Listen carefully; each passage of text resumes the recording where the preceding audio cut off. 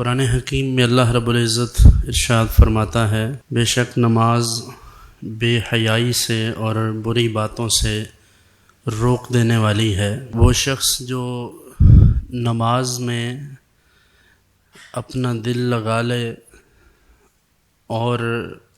پابندی کے ساتھ نماز قائم کرتا رہے، مکمل خشوع و خضوع کے ساتھ، اور اس کے تمام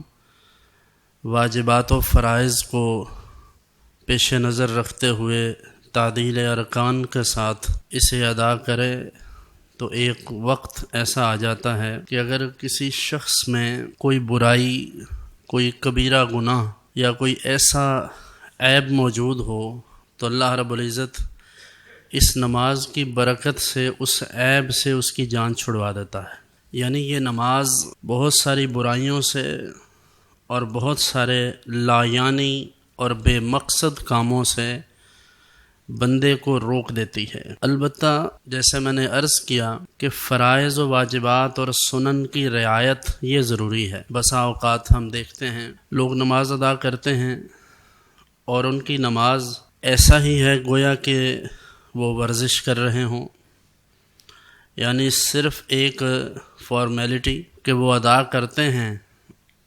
اور ان کو تسبیحات کا، قیام کا، رکوع کا اور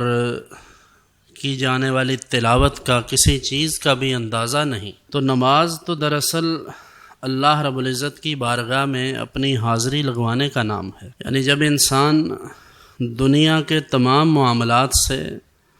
دنیا کے تمام جھگڑوں سے، فسادات سے، مشکلات اور پریشانیوں سے گھبرا جاتا ہے اور اسے سکون کی اور اطمینان کی دولت چاہیے ہوتی ہے، تب وہ اللہ کے حضور سجدہ ریز ہو جاتا ہے۔ اور اصل نماز وہی ہے جب انسان حضور قلب کے ساتھ، یعنی دل کی پوری توجہ کے ساتھ اللہ کی بارگاہ میں سجدہ ریز ہوتا ہے۔